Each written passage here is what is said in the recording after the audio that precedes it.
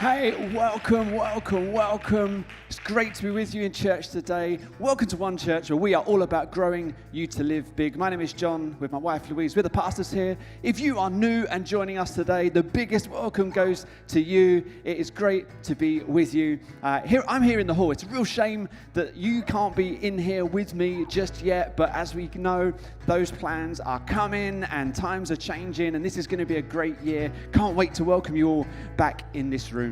I was reflecting this week on this space and the things that have happened in this space. You know, maybe if you've been with us for a few years, you might have been in this space, been coming to this church, and maybe you've walked down the middle of this room as a bride-to-be, and then you've walked back out as a married couple. I was thinking about how many baby dedications we've done. And maybe you and your family have done a lap of the hall as the rest of the church community. We stood to our feet and applauded you and celebrated with you. When I became a Christian in this room, when I was like 5 years old, I made a decision to follow Jesus in this space. There's some incredible things that have taken place here. Do you remember? You might remember an Easter where we put the cross right in the middle of the room, and it was really awkward because we wanted to make a point that we should center ourselves around the cross at Easter. Maybe you've been here at a missions night where we've talked about some opportunities to go and make a difference in another country, and you might have made a decision in that moment. Yeah, I want to be a part of that. I will go. And that was like one of a series of game-changing moments for you. So many good things have happened in this space, and I know over the last year we've all learned what it means to really be the church. Isn't to go to a building, but it's to be something. It's to live out something.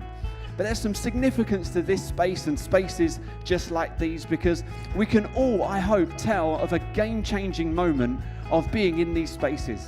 Maybe you were sat here in a seat and somebody said something and it just brought something to life inside your heart or inside your spirit. Maybe you were here on a Friday night at a youth thing and God just grabbed your heart and your life has not been the same ever since. Maybe you just had lots of fun in this place. Does anybody remember that Father's Day when we parked a Mini on the stage and then Chris came in on the back of a motorbike singing "The Boys Are Back in Town"? That was a memorable Sunday for us here. So many good things have happened in this space, and while we can't invite you in today, I want to extend the invitation through this lens here to your homes, to your living rooms, to your bedrooms, your bathrooms. I don't care wherever you are watching this from. I'm extending the invite that this space is your space, and I'm going to ask you to do something. I want you to stand to your feet because Dave and the team behind me are about to lead us in worship. And we're going to extend this space to say, may there be many more game-changing moments in this room. May there be a game-changing moment in your room today, because we celebrate Jesus, that we lift our eyes and our focus to Him. And I'm going to ask that you use these songs as we start this service as a way of engaging our hearts, engaging our spirit. And may these be more than words that come from our lips, but something that comes from our heart and from our spirit. Amen. Sing. Eyes wide, I'm fed on you. You made a road in the wild, standing on ancient truth. I'm pressing on with my back to the past, and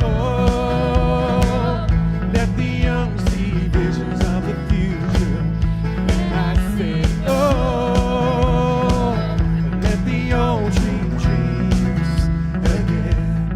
In my world, God's doing new thing. I know you're moving. In my world, a chain reaction of holy passion.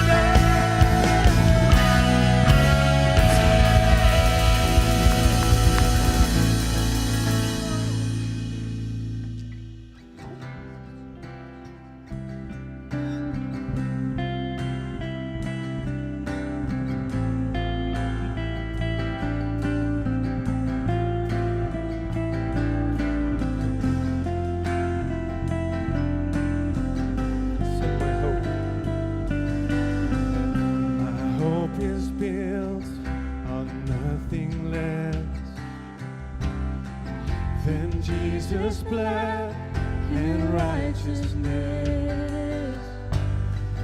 I dare not trust the sweetest frame, but only trust in Jesus' name. My hope. My hope is built on nothing less than Jesus' blood and righteousness. I dare not trust the sweetest frame, but only trust in Jesus' name. Sing Christ alone. Christ alone, cornerstone, we can rest strong in the Savior's love through the storm. He is Lord, Lord of all.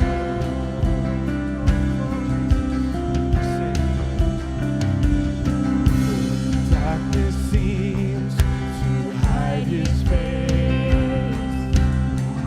I rest on His unchanging grace. Come on. Every high and stormy gale, my anchor holds within grace. Yeah. My anchor holds within the veil. Christ alone, cornerstone, we made strong in the Savior's love through the storm. He is the Lord, Lord of all. Sing, He is Lord. He is Lord, Lord of all. Christ alone, cornerstone, we can make strong in the Savior's love through the storm. He is Lord, Lord of all. Christ alone, Christ alone, cornerstone, we made strong in the Savior's love through the storm. He is Lord, Lord of all. Sing when He shall come.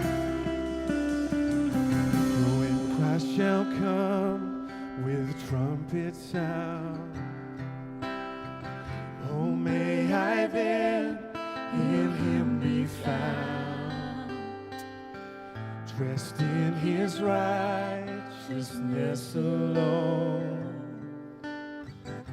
faultless stand before the throne. Come on, let's worship Him together. Let's worship. Oh, You are the rock on which I stand, cornerstone on which I build my life. You are everything. I stand strong in You. Oh, come on, let's worship Him. Oh my God, I worship You, forever my rock, forever my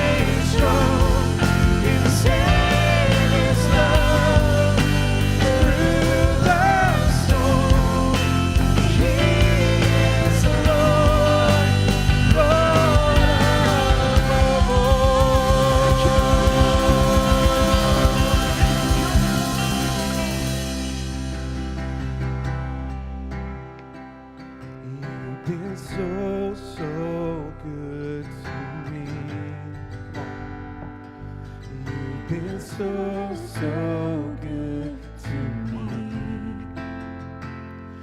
Oh, to think where I would be if not for you, if not. Come on, if he's been good to you, just sing it. You've been so, so good to me.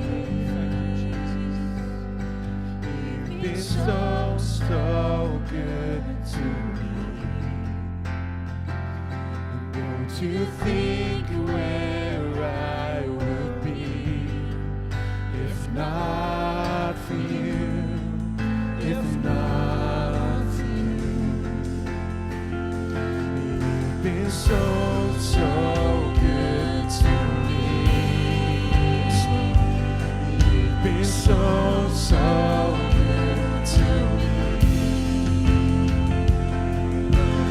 Think where I would be if not for you, if not for you. You've been so, so good to me. You've been so, so good to me. And don't you think where I would be if not for you? Come on, one more time, let's sing. You've been so, so good. You've been so, so good to me. You've been so, so good to me. Oh, to think where I would be if not for you, if not for you.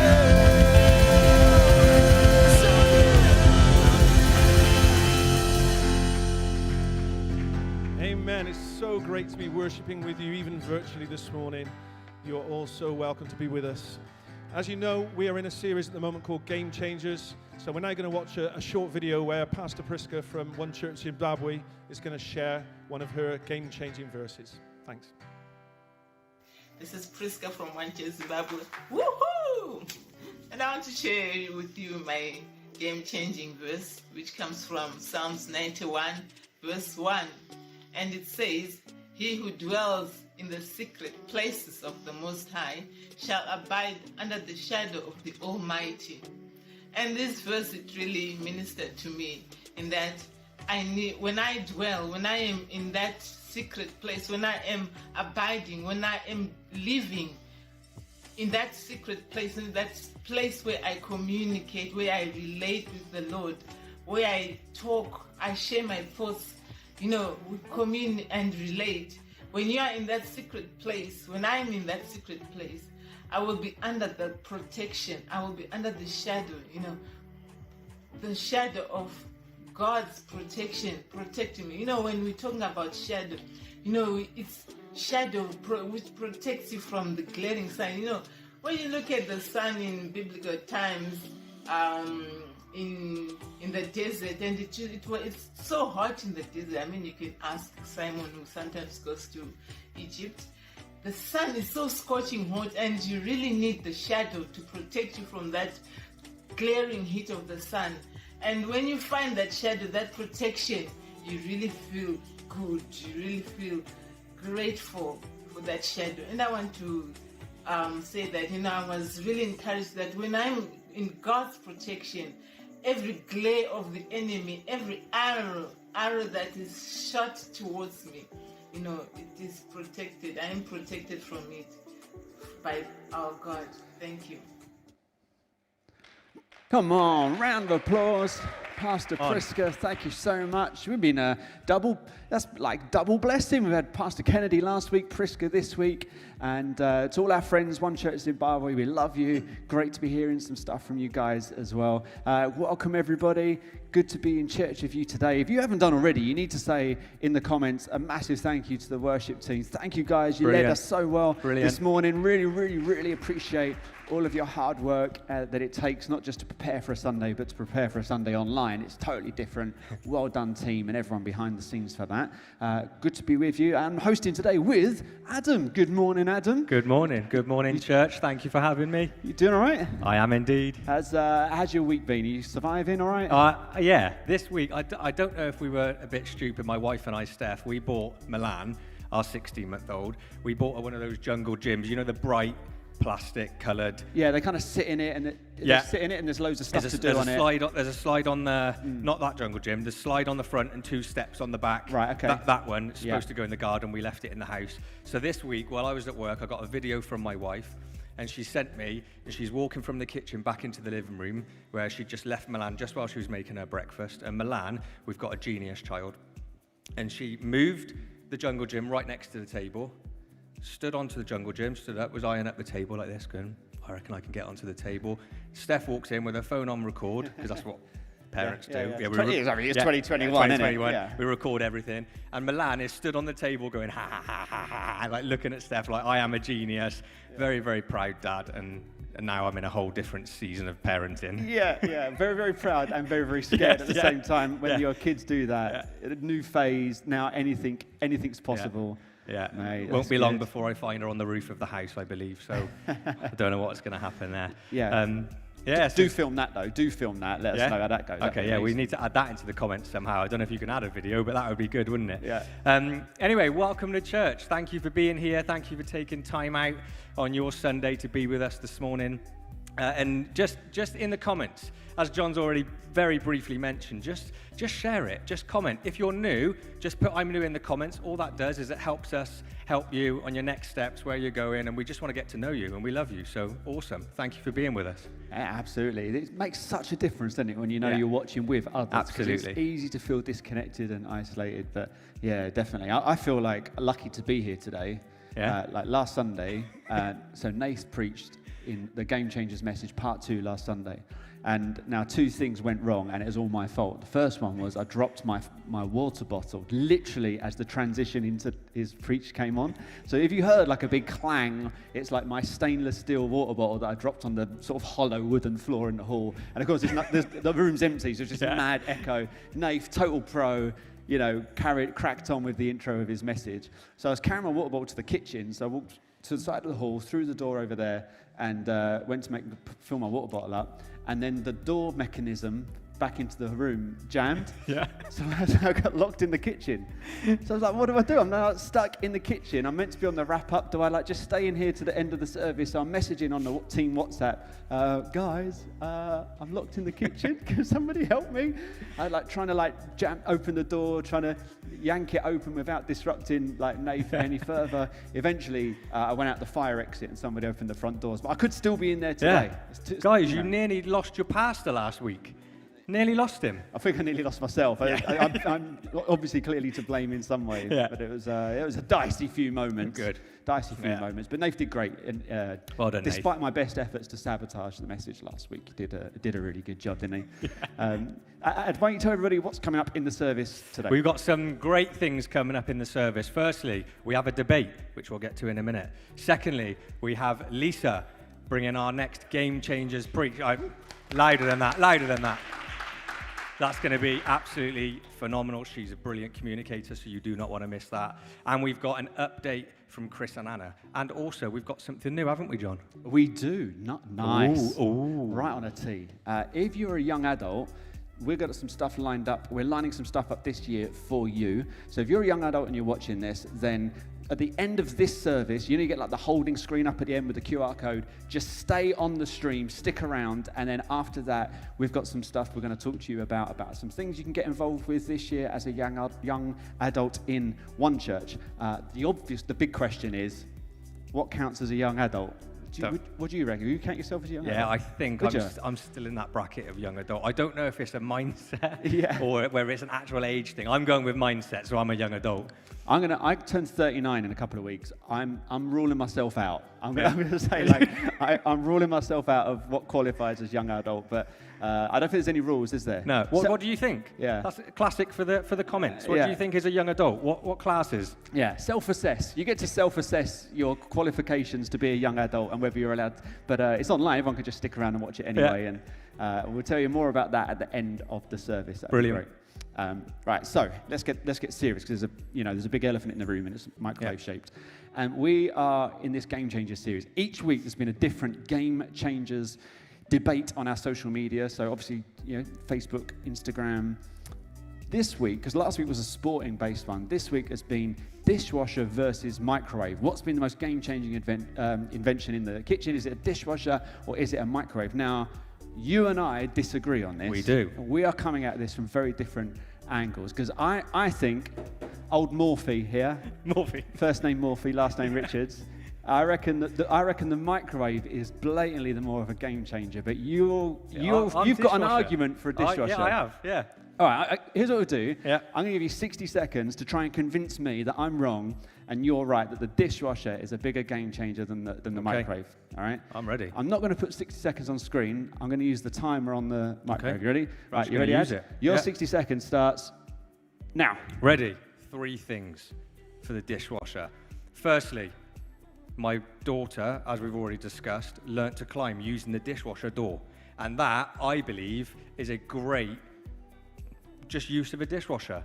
Not only can you clean stuff, you can climb on it, and that's part of her development. Brilliant. Secondly, it uses less water.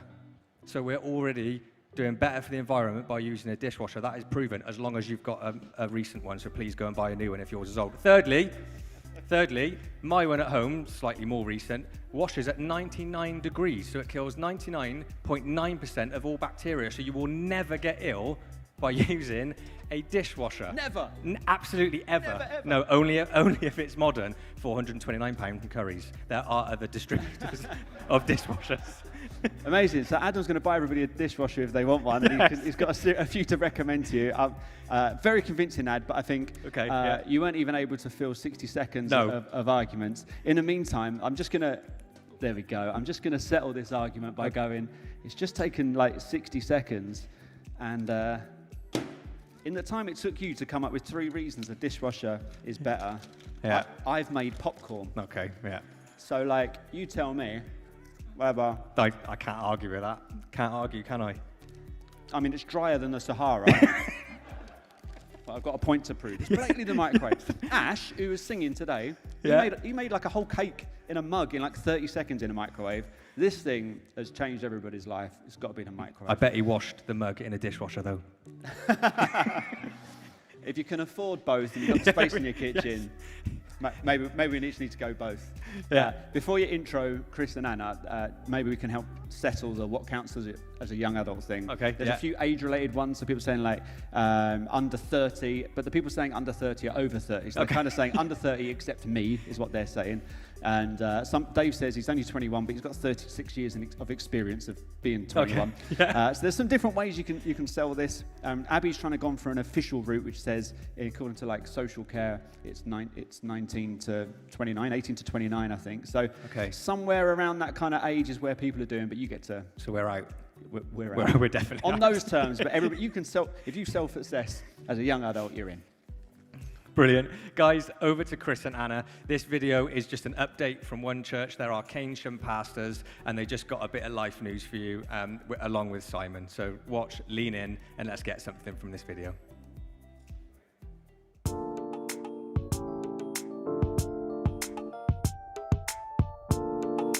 Hello, One Church. I have some fantastic news for you. As you know, we're all about growing you to live big, and our big vision is about planting and repurposing churches all over the world, literally wherever God sends us. A few years ago, we planted a church in Keynsham, and Chris and Anna took up the lead there. They started in a pub and they ran a mums and toddlers group and a youth work there right in the very beginning. And over the last 2 years, this work has flourished into a congregation where they have encounter services every Sunday. We are thrilled at the growth that's going on in this church. In fact, we're now ready to go to the next phase, and that is releasing Chris part-time to serve, to work for us in one church, to take that church to the next level. Let me take you to a conversation I had with them earlier this week. Hey, Chris and Anna, nice to see you. How you doing? Good, thank you. Yeah, we're very busy. We're very excited for schools reopening, but yeah, we're good. And the kids, how's the girls doing? They're doing really well. They are always here with us. And there's a lot of them. But no, they're doing really well. They've coped brilliantly. That's really good. And yeah, they're just teenagers, preteen, and a wannabe 6-year-old that's nearly a teenager. I think you're raising the future Spice Girls or something like that in your group, I reckon.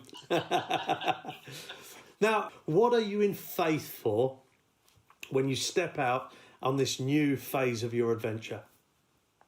Well, I tell you what, we are already surrounded by some phenomenal people and leaders in our church that we're so grateful for. But we're in faith for more leaders, more people that are going to come stand with us, journey with us, that have got faith to go with us on this journey, people that are full of faith and generosity and are just crazy enough to go into the unknown with us. So we're believing, we've got faith for that. We've got faith to believe for not just myself, but to have staff and volunteers that are serving our community 24/7. We believe in for a building one day that will be able to be an incredible resource to our community. And we're believing that we're going to raise up teams and leaders who are going to plant more churches and new churches. So we got a lot of faith. In fact, yeah, we probably got too many ideas to talk about right now. But the dreams are in our hearts. We believe God's timing is right, and we got a lot of faith for that. Yeah, and just really bringing our family along this adventure as well. We've had lots of conversations with the girls, and we just really believe in that their faith levels are going to rise and that they are going to be wrecked for living any other kind of life but a life with and for Jesus. Ah, that's fantastic. Can I say to you, like, my family have been with me on a faith journey. Like, ever since they were born, ever since we were married, we've been on this journey. And it's the best life to live, to trust God every single day. We love you. We appreciate you. We stand behind you. We're cheering you on. We're praying for you. And we're believing that God is going to bring returns on this adventure. Bless you guys. We love you guys. Fantastic. Thank you. See you soon. Bye. A round of applause for Chris and Anna, One Church Keynsham. We love you guys. And I'll tell you what, everybody watching this, you guys are so encouraging. I'm going to pass on all the encouragement you've been putting in the comments just there to Chris and Anna. Let them know there's lots of people from One Church Gloucester cheering them on in Keynsham today. And that's exciting news for those guys as well. We interrupt this service for a brief ad break because I want to talk to you about Church Suite really, really quick. Now, Church Suite is our way as a church of keeping you in touch of everything that's going on. It's also your way of managing the way in which you interact with the things that are going on in church. So if you have a Church Suite account already, you'll know that you can use that to stay up to date with news. It'll be a way in which you can register for different events and all that kind of stuff. You see the calendar of events, things that are coming up in the diary, and ways in which if you're a part of a team, it gives us where we put our rotas for teams, and if you're a giver, it keeps track of all of your giving, which is very handy when it comes to tax return. So if you have a Church Suite account, you know all those really handy things that it does, but there's two specific groups of people I just want to talk to real quick. If you already have a Church Suite account, but you don't have your contact preferences set to receive info by email, I just want to ask if you're still happy with that. Otherwise, we would love it if you would be up for receiving email comms from us. We know that social media is a great way for us to connect with people. Facebook and Instagram is what we use the most for that. But what's the thing that you have told us that connects you better than social media is email communications. And out of the hundreds of people that have Church Street account, we know there's about 30% of you that don't have your email preferences set to receive communications. And that means that we can't, the email communications where we're telling you about getting back to church and all the things that are going to happen this year as the year unfolds, we won't be able to contact you by email with that stuff, but we would really love you to do that. So if you could check your contact preferences in your settings to receive email comms, that would really, really help us out. The other thing is, since we launched Church Suite, it's been ages, and loads of you are new and have joined our church family since then, and you have absolutely zero idea what I'm talking about. So if you don't have a Church Suite account, it's completely free. You can use it on your phone, on your tablet, on your laptop or whatever. You can just use this QR code that's going to come on screen now. So if you're watching on your telly, point your phone at that and you'll be able to open a link. That will get you to open a free account. Or you can click the link if you're watching on Facebook, watching on your phone on YouTube. Click that link and then you can just pop your details in there and we can send you an invite link so that you can sign up for Church Suite and we can all stay better connected this year. Thus ends the commercial break. Well done, that was brilliant. Very succinct. Yeah, guys, it just literally, what John's just explaining there, it just helps us, again, it just helps us help you in your next direction. We've come now to the point around our giving, and again, the QR code at the bottom will take you through. If you just open up the camera on your phone, scan it at the code, that will take you through to the link.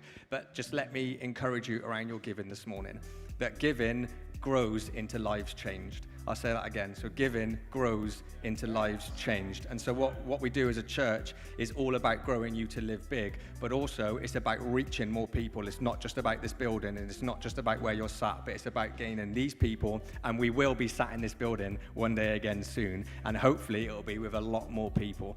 So we just say, can you give? How much can you give? We encourage you to give. Why? So that our reach is extended and our influence is extended, but why? More importantly, is so people can meet with Jesus Christ, and that is what we are all about as a church. So come on, let's give. And right now, we are going to come around our last and our final series of Game Changers with Lisa, who I've already said, you do not want to miss this. She is absolutely a phenomenal communicator, and if you lean in, as in change your posture into a posture of receiving, I genuinely believe this can change your life. So let's watch this quick video and then Lisa will follow.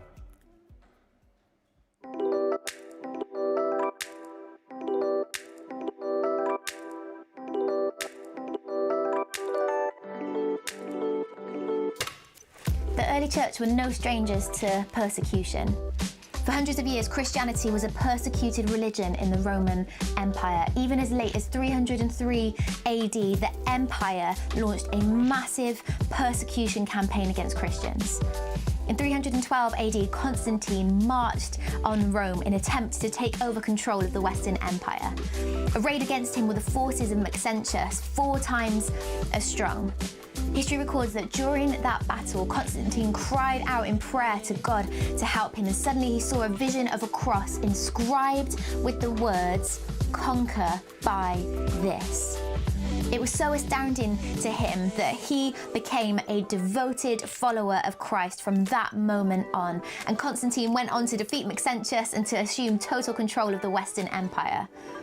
By 325 AD, Christianity had become the official religion of the Roman Empire. By some estimates, only around 10% of the Roman Empire were Christian in the early 4th century, and today there are 2 billion Christians in the world, and a key contributing factor is this powerful story of conversion with game-changing results.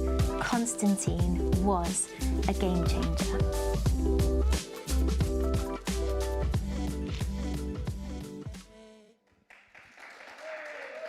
Hey church, it is great to be with you today. How good has this series been so far? In the room, has it been good? I'm loving all these stories that we're hearing at the beginning of this section and stuff. It's been amazing just to see all these incredible game changers that stood up and said, hey, I'm going to stand for God's truth. I'm going to stand upon that, and that is all that matters. And I'm loving this series so far. So this is Game Changers, making the most of this pivotal moment, because we are in a pivotal moment, whether you like it or not. today we are in a pivotal moment. And last week, Pastor Nathan brought an incredible word, and it was just set us up so brilliantly to know that actually there's always purpose in our pain and in our difficulty. It's just a pivotal moment, and that's okay, because when we pivot, something changes, God does something in our world when we commit to being a game changer. And I'm excited to bring the last part of this series to you today. So we're going to look at the story of Esther. Sandwiched between the book of Nehemiah and Job, there are 10 chapters of this book with a beautiful name, which is Esther. Any Esthers out there today? Why don't you just give yourselves a shout out in the comments? Any Esthers, shout them out in the comments today. What a beautiful name. And Esther is this incredible story. And the prelude to this story is that there's a king called Xerxes, and his queen is called Vashti, and he wants to parade her beauty at this banquet. And she's like, no, I am not an animal that you can parade around, and says no. And basically it ends really bad for Vashti. So the king is looking for another queen. But the story of Esther is about this girl who is an orphan, and her cousin Mordecai adopts her into his household, brings her up as one of his own. She is very beautiful and ends up finding herself in the palace as the new queen. And all the while this is happening, and you think this is an incredible story about this girl who goes from being an orphan into this palace moment. But the bad news is there's a bad guy, like all great stories, called Haman, and he has this plot where he wants to exterminate the Jews, get rid of these people from the kingdom, and there's this big plot that is thickening because he's just fallen out with someone. And long story short is there's this incredible moment, that is this famous moment in the story where Mordecai looks at his daughter, his cousin that he has adopted, and he says to her, come on, perhaps you find yourself in the palace for such a time as this. I love this verse in the Bible. Anybody else with me in the room today? I love this verse. And it's just this pivotal moment, this pivotal, incredible moment in the story of Esther. And the book of Esther was originally written to remind the people of Israel to celebrate the fact that God will take them through. They celebrate this festival called Purim, which incidentally happened this week on Thursday and Friday. Who knew? And they celebrate this fact that God is going to take us from the edge of complete non-existence to the place of providence and stepping in to the fullness of life that God has to offer us, which is incredible, isn't it? And he will always fulfill his promises to you, and he will use someone who looks just like you. I know, you're eating your bowl of cereal and you've just put your spoon down in your bowl with your mouth full right now. Just like you. In your pajamas today, just like you. In this situation where you are furloughed and there's not a lot going on in your world right now because you're just a bit stuck in, he's going to use someone who looks just like you. And you might look back at your screen today and say, I think you got it wrong, Lisa. He's not going to use someone who looks just like me. You look at the story of Esther and you go, oh my goodness, that is way too brave. There is no way that I am going to live through for such a time as this moment. I'm not that kind of person. I don't look brave. I am not beautiful. I am not any of those things. There's no way that I could have the courage to be a person who steps into for such a time as this moment and lives for such a time as this moment. But I've got news for you today. You absolutely are the kind of person. A game changer looks just like you today. But you know what? The real game-changing moment in this story didn't happen for such a time as this moment. It happened way before the for such a time as this moment. And let's read that together. It happened in chapter 2 and verse 7. And it says this: Mordecai had a cousin named Hadassah, who he had brought up because she had neither father nor mother. This young woman, who was also known as Esther, had a lovely figure and was beautiful. Mordecai had taken her in as his own daughter when her father and mother had died. Can you imagine with me for a second this situation? Here's this little girl who had been made an orphan, who's been exiled out of what she knew. She had been removed from everything that she'd known, and she found herself in this strange place, and she was now an orphan. There was no mother, and there was no father. She'd been struck by disaster. She'd been struck by tragedy, and she comes and stands in front of Mordecai. Now, you need to understand that in this time, and the custom was that Mordecai was obliged to take her in as her closest living relative, take her into his household, and have her as part of his household as another mouth to feed. But I love to imagine this moment as Mordecai sees this little girl, and he welcomes her not just in as another mouth to feed, but the verses say this: as his own daughter. He was obliged to feed her. He was obliged to put a roof over her head. But he chose in that moment to look at this little girl and say, hey, I choose to take you in as my own daughter. He was presented with this all-in decision. He could take her in and just look after her bare needs, or he could say, I'm going to be all in for this little girl. I'm going to be all in for this orphan. I'm going to be all in for who she is, because I'm not just going to see her as she is, as another mouth to feed. I'm not just going to see her as a daughter of disaster, but I'm going to choose to see her as a daughter of destiny. And in that moment, he makes an all-in decision to bring her into his household as a daughter. And he would have had to set about from that moment preparing her life. It happened way before for such a time as this moment. You see, we read that it took 12 months for her to be beautified, to be prepared to be in the palace as a queen. But I argue the fact that actually it started from the game-changing moment where Mordecai said, I'm going to take you into my household, and I'm going to prepare you for your future, for your destiny, because I'm not just going to see the label of disaster that is on your life, but I'm going to look at it and see the fact that you have destiny, that you have a purpose, that you have a future. Come on, somebody, are you going to get excited today? Because the truth is this: God looks at you just the same.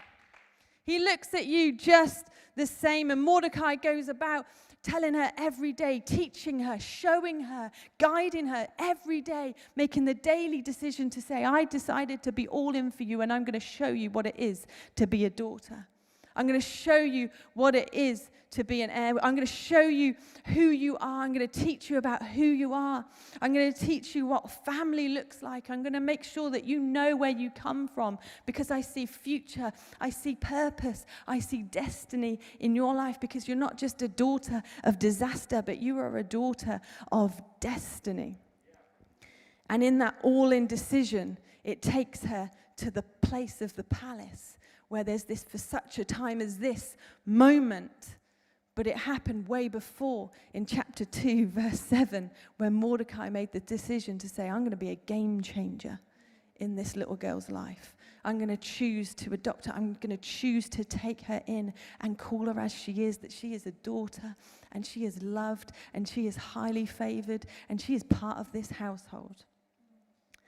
I love this story because it just reminds me that it sounds a lot like what Jesus has done for me. It sounds a lot like what Jesus has done for us today. We were outsiders. We were dead in our sin, the Bible says. It says that we just squandered life, and we had this future, but we just would rather ignore it, and we were just messing up and just behaving in a way that was not holy, and all of these different things, and we were outsiders to the promise. I definitely wasn't an heir to all that God had, and I was squandering in my life, but then God, through his Spirit, comes to me and says, I'm going to adopt you into sonship. I'm going to make you a daughter. I'm going to make you a son, and I'm going to put my name on your life. You'll no longer be known by that name, but you'll be known by the name of Jesus, and I'm going to cover you, and you're going to be added into my household. I'm going to be all in for you. In fact, I'm going to send my son to die for you. I'm going to make an all-in decision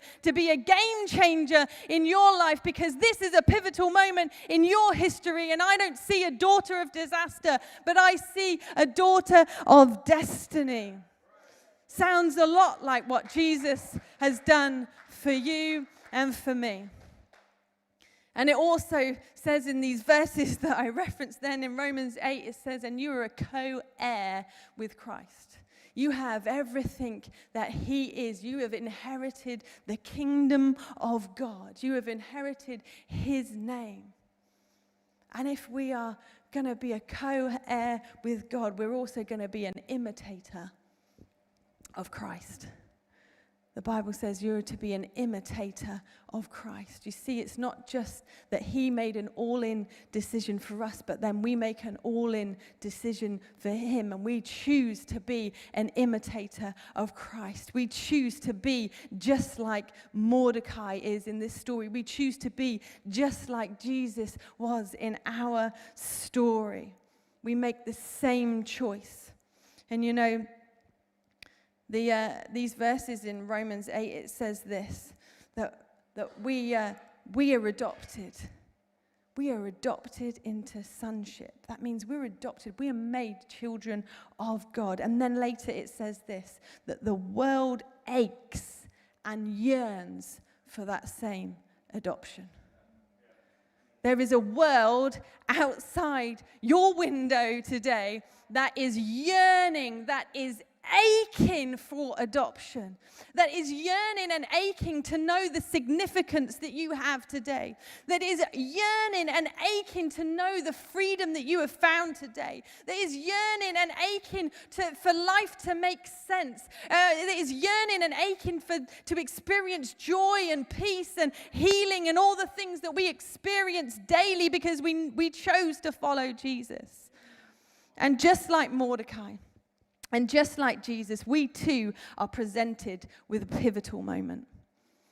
And pivotal moments come and go without a game changer choosing to see what God will do when he uses a person that looks just like you. That looks just like you. Are we going to see problems as daughters of disaster, or are we going to see problems as daughters of destiny? I wonder today, when you look at the difficulty that is surrounding your life today, as you look at the difficulty that's presented before you today and the things that are just hard work and you wish it wasn't quite like that, are you going to look at them as a daughter of disaster, or are you going to look at them as a daughter of destiny? Because that moment when Mordecai looked at that little girl, all that he could see was disaster. The fact that his cousins were now dead, that this little girl was in the worst situation she could have possibly have been in. He could have just seen that as a sad thing that I've got to look at every day and feed.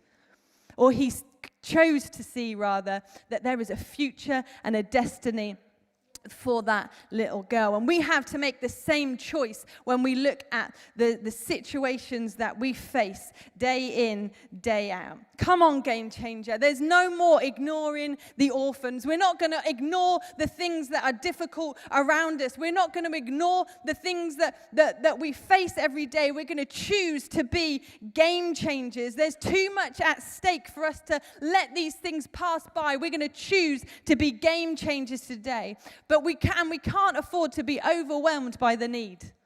You know, sometimes you look at one need and you think, well, what about that? And what about this? And what about that person? And it looks bigger and bigger and bigger. And we just end up looking at the whole thing as a huge need that is way too big for us to do anything about. Just like Mordecai coming to Esther and say, by the way, the whole nation is going to be put to death unless you do something. And sometimes when I look at the needs right outside my front door, I think, well, that's way too big for me to do anything, God. But God chose a game changer just like you, and we can't afford to be overwhelmed by the need. I love what our pastor, Pastor Simon says. Simon says, we're not going to play that game right now because that would be really difficult virtually. Anyway, he says this.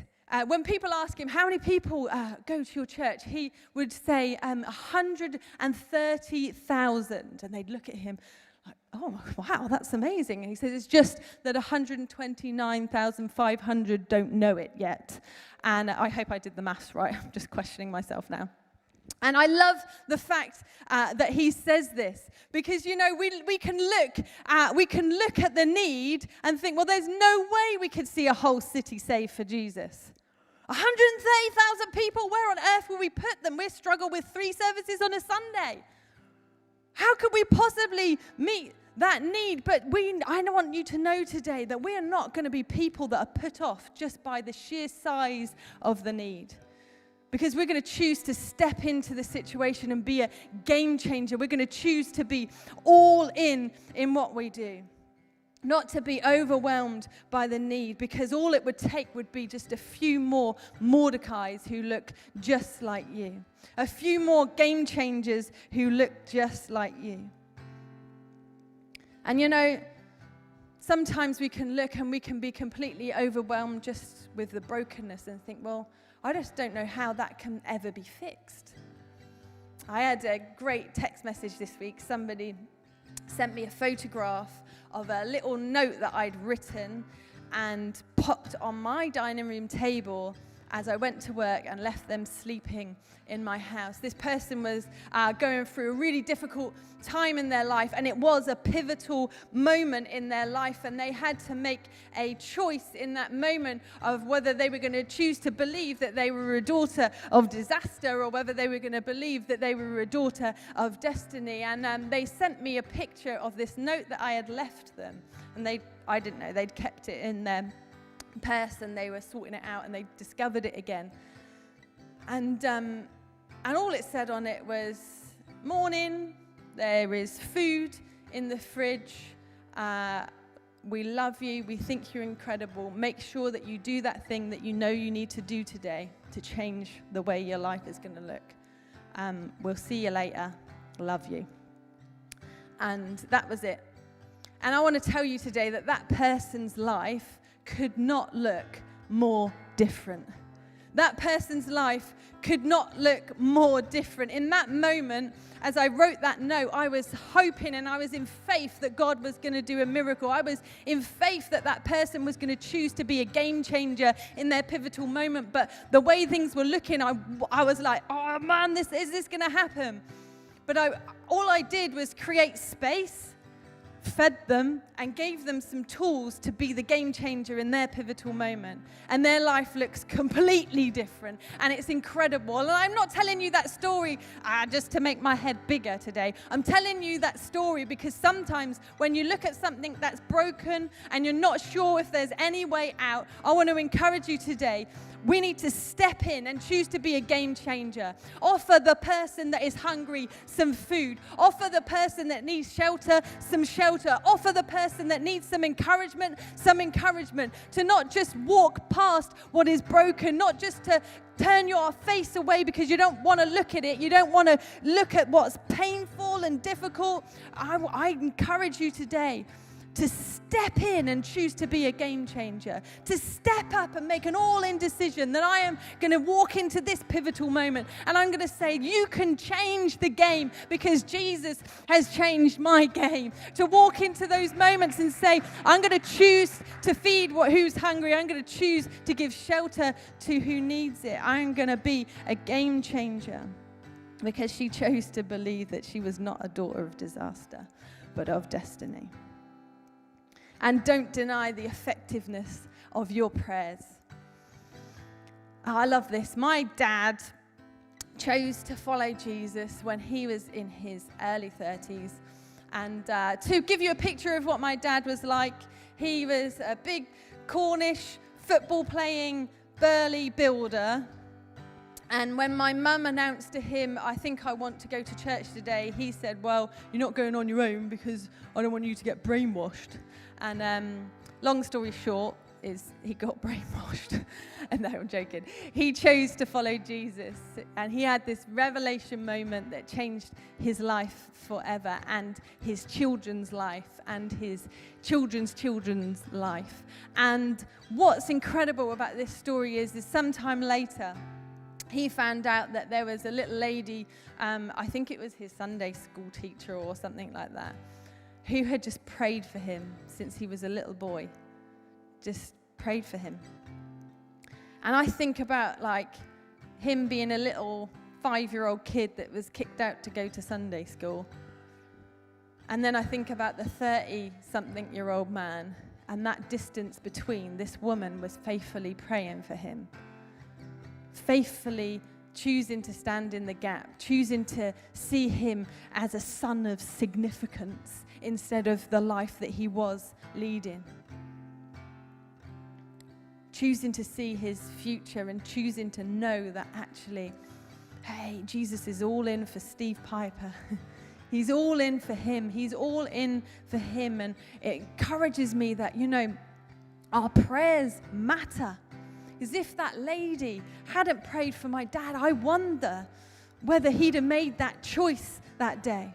I wonder, and that lady's prayers have completely changed his life, completely turned his life upside down, completely changed his life, but changed my life, changed my children's lives, will change my children's life, because that woman chose to pray for my dad, chose to speak truth over him, chose to speak what currently she couldn't see over him.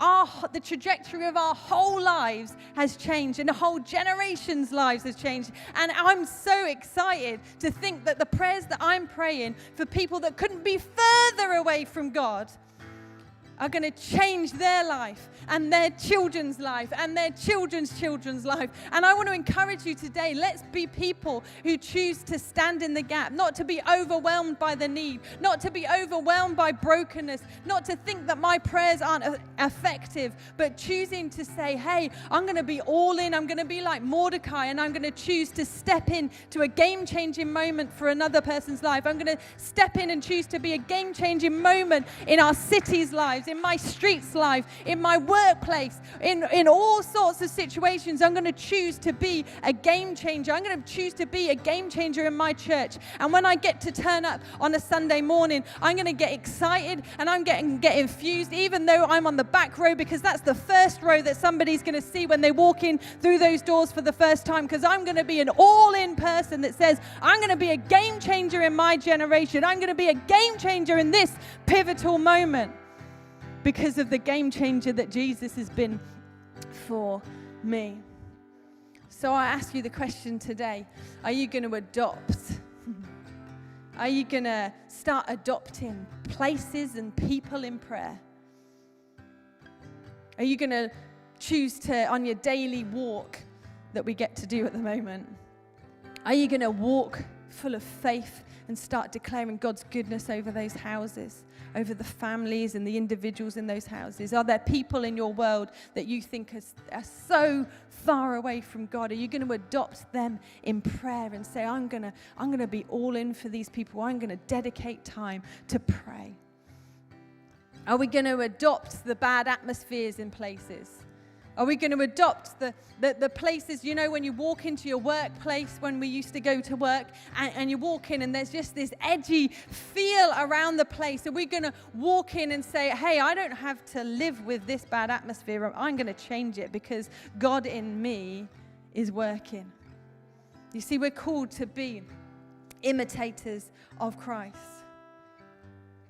When we make Jesus King of our life, our mess met with his holiness.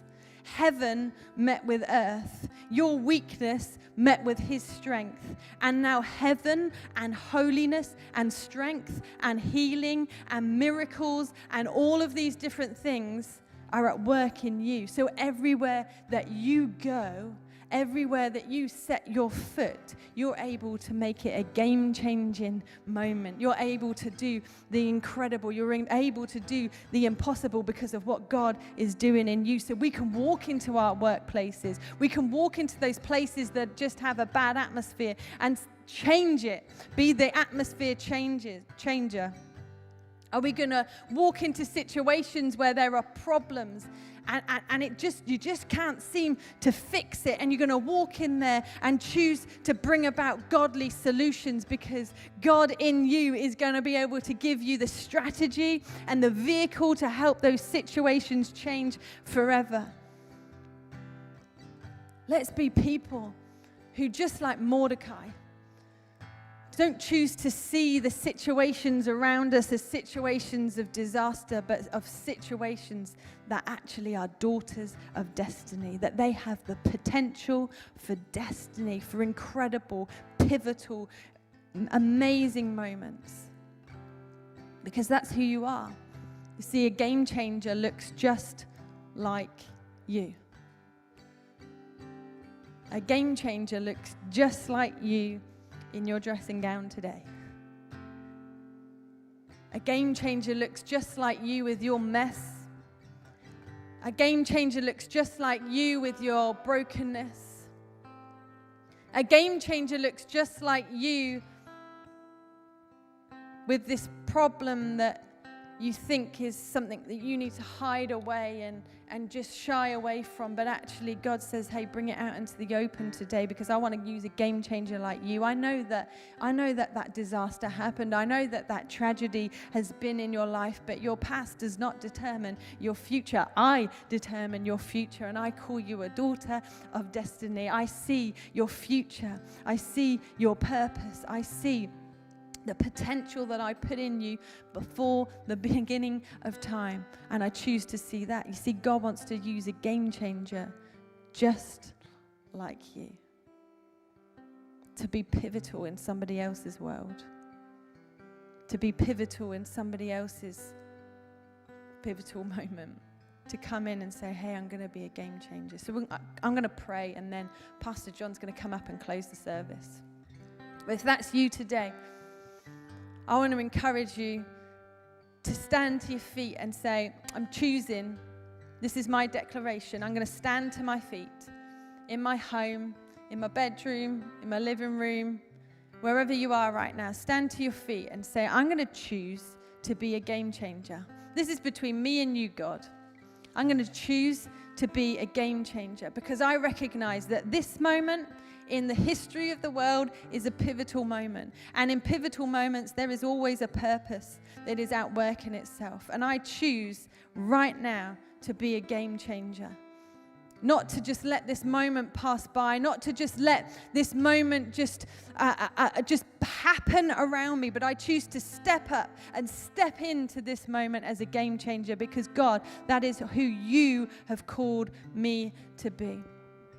Father God, I just thank you for every person standing right now.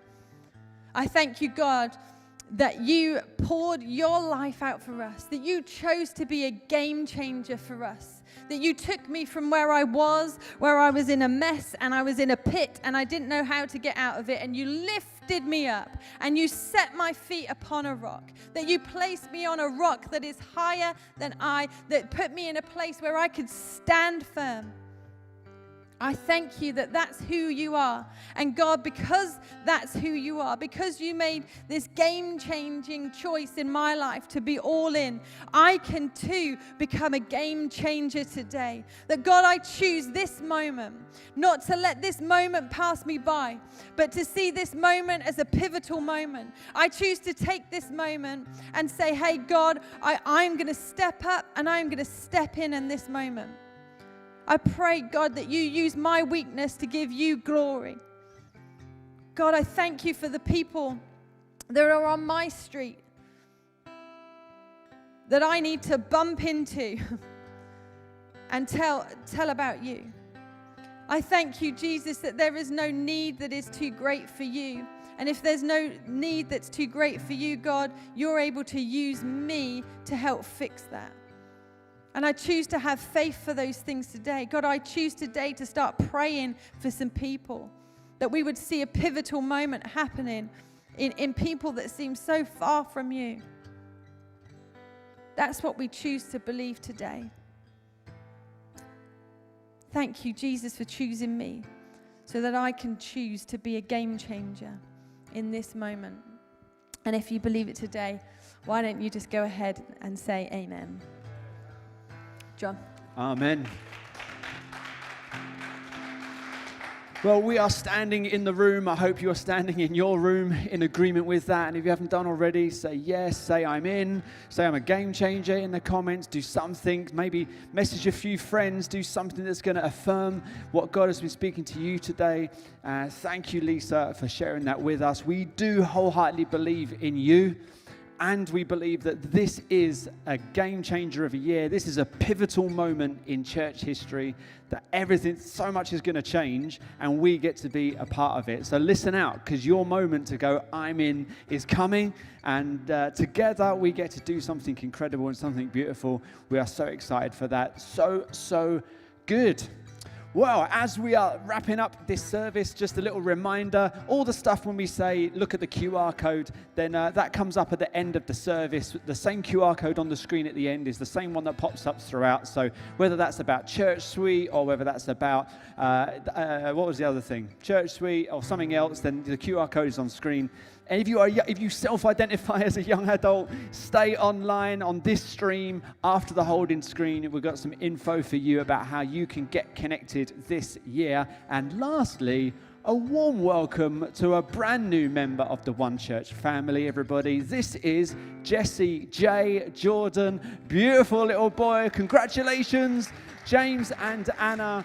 And we're so delighted for you. Those guys are doing brilliantly. We're so excited for you as well. And a shout out to all the Triple J people out there, because we all know that God has a special place in his heart for us. And an amen from only me. No, that's quite a niche group. Thank you so much for hanging out with us today. As well, if you're new, hit in the comments. We'd love to connect with you into our new people's group. Have a great afternoon. Get in the sun. And we'll see you next Sunday, if not before. God bless you.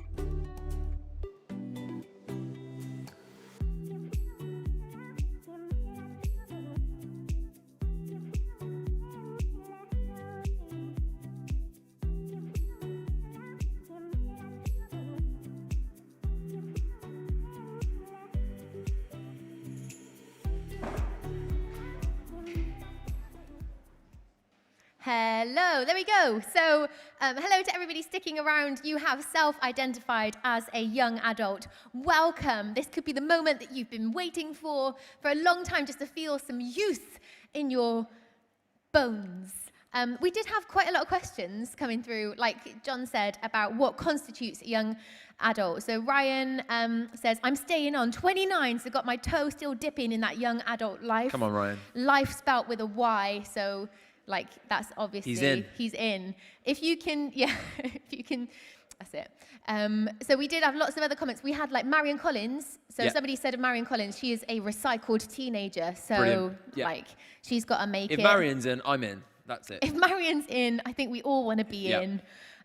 We had so Steph Kirk said the last vaccine bracket, 18 to 29, that could constitute a young adult. Yes. So first of all, we need to clear up, okay, what do we constitute as a young adult? What do you think is a young adult? Yeah, so I think the most accurate kind of bracket that we can go for, it will be 18 to 30/35. 30-ish. That's 30-ish. We're going to put a 30-ish. So 18 to 30-ish. That's what we're going to aim for. Yeah, the ish is there because we can then fit into that ourselves. Yeah, me more so than you. Yeah, okay, thanks.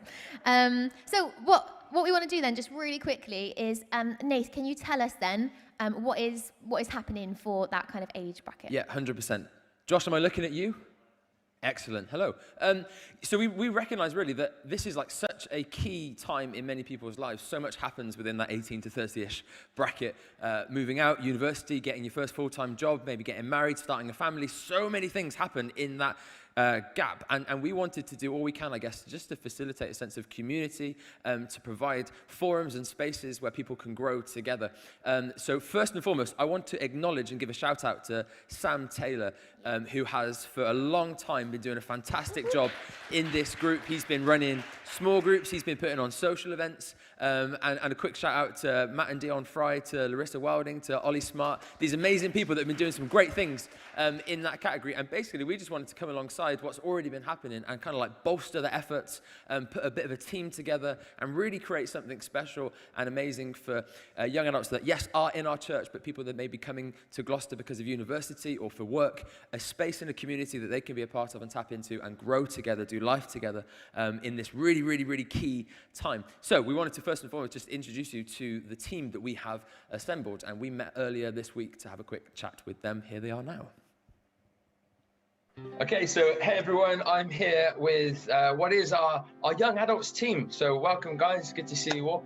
And we're just going to take a few moments just to introduce you to whoever might be watching this. And what I'm going to ask you to do is introduce who you are, say a little bit about yourselves, what you do, and then I want you to tell us your favorite food in your favorite location. So if you could have the ideal meal, where would that be? So what is it and where would it be? So for example, hello, my name's Nathan. I'm one of the pastors here at One Church, and my ideal meal and location is a Five Guys under the Burj Khalifa in Dubai.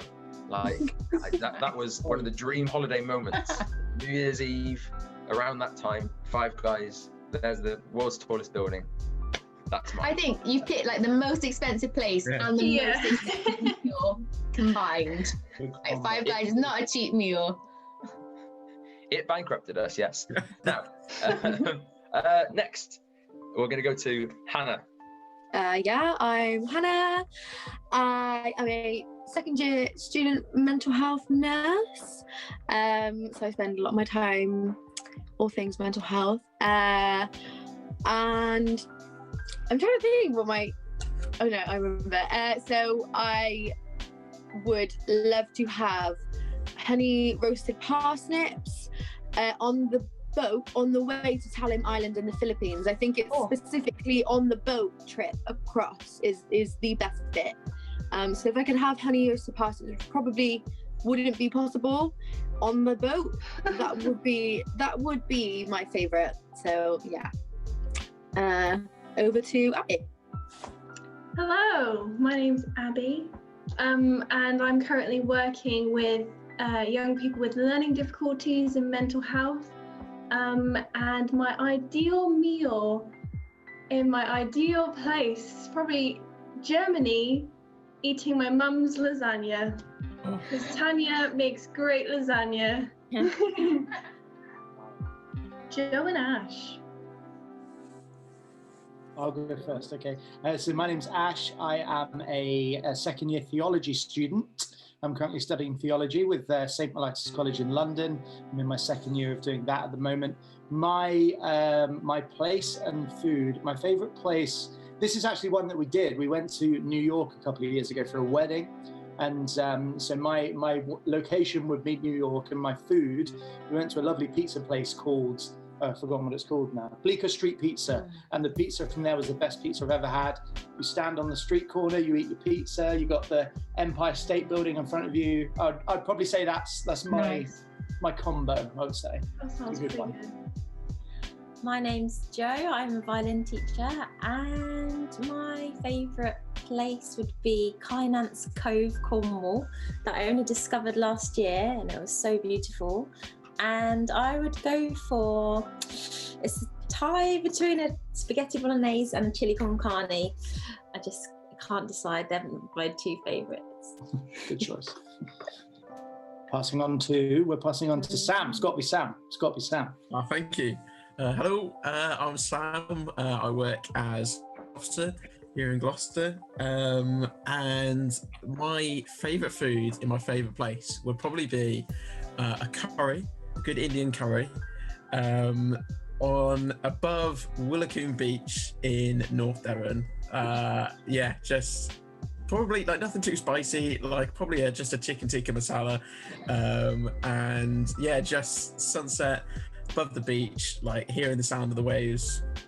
That sounds like a dream, with a good garlic naan, I think. That sounds good. I want to be there now.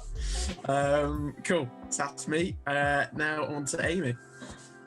Nice. So yes, I'm Amy, work at church, and my favourite food and place would have to be Sydney Harbour with a Nando's Peri Tamer wrap with a slice of halloumi in it. Peri Tamer on the kids menu, but well worth it. Very nice. Amazing. No, I'm glad to hear that. And so there we have a brief introduction to the team. This will be being shown roughly just before lunchtime, midday. So hopefully everyone is incredibly hungry now that they've heard those meal choices, and also just grieving the fact that we can't go anywhere. So that's job done in that sense. And just really quickly then, I wanted to hear from a few of you, like what is it that you're excited about when it comes to what we're going to be doing with young adults? So I'll go to Jo and Ash, and what is it that excites you about what is ahead? I think probably for me anyway, we're still quite new to church life, as some of you may know. We joined One Church last year, so a year ago, roughly a year ago, I think, wasn't it? And then lockdown happened, so we weren't really able to get to know many of you that might be watching this, and the guys even here on this call. We've not really been able to get to know very many people very well. And so for us, it would be great to build connections with people who are in a similar stage of life to us, I think. We've been married for like 2.5 years now, so we're still fairly newly married, and we're both young-ish, and so it would be nice to just make connections with people who are in a similar boat, I think. Would you say anything else? Same, just hanging out with them, like-minded people, and just making community. Yeah, we look forward to that. Excellent. Yeah, well said both. And same question really to you, Abby.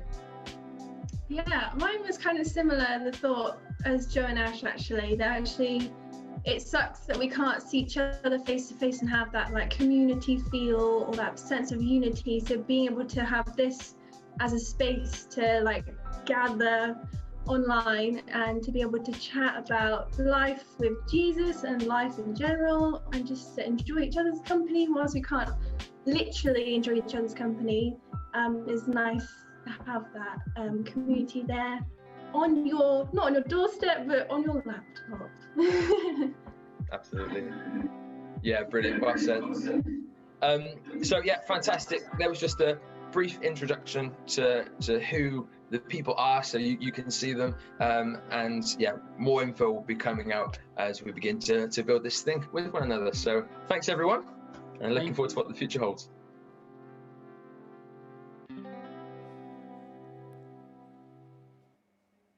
Amazing. So good to hear from everyone there. That's the team. Apologies to Abby. I edited that. There's no hands up. I put the wrong clip over what she was saying, but what she said was good. It just didn't sync with her lips there. So sorry, Abby. But yeah, good to hear from the team. Some exciting times ahead. Amy. Yes, good. So the heart behind what we want to do with young adults is just to connect people in a community of people the same age, like-minded, building relationships. So how can people get connected? If they want to be connected with other young adults, how can they do that? Yes, right now there should be a link coming up on the screen. You can click that link, and then we need some details from you. So just give us your name, your number, and then the team will be in contact telling you exactly how you can be involved, what's coming up. It's just going to be a way that we can get some information to you. So yes, there's the link. Moving forward, if you are on Church Week, John spoke about it this morning, there is a link that's in there, just under young adults. You can head there, give us the details, and then we'll be in contact and let you know what's coming up. So good. We have made people very, very hungry in the comments. Me too, Ryan I'm starving. has said Five Guys would be his perfect place and food.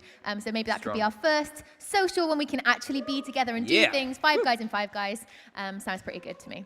Amazing. Amazing. Thank you so much for sticking around, for those that have, and we will see you next week. Hey.